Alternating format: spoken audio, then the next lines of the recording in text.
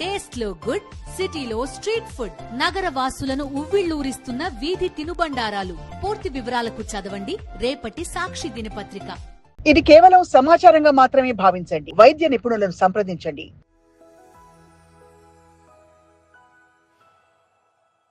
One of the most important complication, చాలా మందికి చాలా తక్కువ అవగాహన ఉన్న సబ్జెక్ట్. సపోజ్ ఇప్పుడు మనకి బ్రెయిన్ స్ట్రోక్ వచ్చింది అనుకోండి సార్. స్ట్రోక్ వచ్చే ముందర పేషెంట్కి ఏమైనా సిమ్టమ్స్ ఉంటాయా? అండ్ వచ్చిన తర్వాత మనం ఇమ్మీడియట్గా రియాక్ట్ అయ్యి చేయాల్సింది ఏంటి? అసలు let us start with what is a brain stroke sir? Brain స్ట్రోక్లో 2 రకాలు ఉన్నాయి. ఒకటి ఇష్కెమిక్ స్ట్రోక్ అని చెప్పి, ఇంకొకటి హిమరేజిక్ స్ట్రోక్ అని చెప్పి. వీటన్నిటిని మేము సెరిబ్రోవాస్కులర్ యాక్సిడెంట్స్ కింద గ్రూప్ చేస్తాము.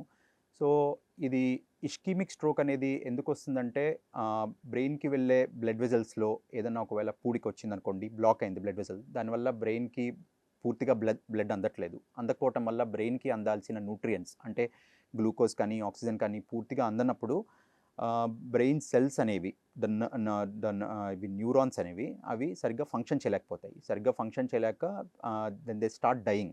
అది ఎంత ఫాస్ట్గా మనం దాన్ని కరెక్ట్ చేసాము, ఎంత ఫాస్ట్గా బ్లడ్ సప్లై రికవర్ అయింది అనే దాన్ని బట్టి ఆ ఇన్ఫాక్ట్ సైజ్ అనేది ఉంటుంది. ఒకవేళ ఇన్ఫాక్ట్ సైజ్ చిన్నది ఉంటే వాళ్ళకి ఇబ్బంది కూడా చిన్నగా ఉంటుంది. ఇన్ఫాక్ట్ సైజ్ పెద్దగా అయితే కనుక అది సీరియస్ అయ్యే ప్రమాదం కూడా ఉంటుంది. అండ్ ఇది మొదటిది, ఇది ఇష్కెమిక్ స్ట్రోక్. తర్వాత రెండవది హిమరేజిక్ స్ట్రోక్ అంటాము. ఈ హిమరేజిక్ స్ట్రోక్లో ఏం జరుగుతుందంటే, ఈ బ్రెయిన్లో ఉండే బ్లడ్ వెజల్స్ చిట్లటం వల్ల బ్రెయిన్లో బ్లీడింగ్ అనేది అయ్యి ఆ బ్లడ్ ఎక్యుములేట్ అవ్వటం వల్ల వాళ్ళకి మేనిఫెస్టేషన్స్ ఉంటాయి. రెండు కూడా ఇప్పుడు ఇష్కెమిక్ స్ట్రోక్ కానీ హిమరేజిక్ స్ట్రోక్ కానీ ఏదైనా కూడా ఏంటంటే ప్రజెంటేషను ఇంచుమించు సిమిలర్గా ఉండొచ్చు. అంటే వాళ్ళు ప్రజెంటేషను హిమరేజిక్ స్ట్రోక్లో వాళ్ళు ఎక్కువగా హెడేక్తో ప్రజెంట్ చేయొచ్చు, కానీ ఇష్కెమిక్ స్ట్రోక్లో కూడా వాళ్ళకి హెడేక్ అనేది రావచ్చు. వీళ్ళందరూ కూడా ఏంటంటే పెరాలసిస్ లక్షణాలతో ప్రజెంట్ చేయొచ్చు. సో ఈ లక్షణాలు ఏముంటాయి అనేది, ఏ భాగంలో పెరాలసిస్ అయింది అనే దాన్ని బట్టి ఉంటుంది. అంటే ఫర్ ఎగ్జాంపుల్ మనకి మాటని కంట్రోల్ ఏ భాగంలో ఉన్న నరాలకి స్ట్రోక్ వచ్చిందో దాన్ని బట్టి ఉంటుంది అంటారు. బ్రెయిన్లో ఉండే ఏ భాగంలో పెరాలసిస్ అయింది అనే దాన్ని బట్టి వాళ్ళకి లక్షణాలు ఉంటాయి. అంటే ఫర్ ఎగ్జాంపుల్ మోటార్ ఏరియాలో ఒకవేళ ఫర్ ఎగ్జాంపుల్ ఏదైనా బ్లీడింగ్ అయింది లేకపోతే ఇన్ఫాక్ట్ అయింది అనుకోండి, అప్పుడు వాళ్ళకి ఏంటంటే వీక్నెస్ అది వచ్చే ఛాన్స్ ఎక్కువగా ఉంటుంది. తర్వాత ఇది ఒకవేళ ఫర్ ఎగ్జాంపుల్ ఈ లాంగ్వేజ్ ఏరియా అనేది ఎఫెక్ట్ అయింది అనుకోండి, అప్పుడు వాళ్ళకి మాట ఇబ్బంది ఉంటుంది. ఇప్పుడు నాది కొంతమంది పేషెంట్స్ వాళ్ళకి పెరాలసిస్ అయిన వాళ్ళ చెయ్యి కాలు వీక్నెస్ ఏమి ఉండదు, కానీ నేను మాట్లాడేది వాళ్ళు పూర్తిగా అర్థం చేసుకోలేకపోతున్నారు, వాళ్ళు రెస్పాండ్ అవ్వలేకపోతున్నారు, ఎందుకంటే వాళ్ళకి లాంగ్వేజ్ ఏరియాలో పెరాలసిస్ అవటం వల్ల.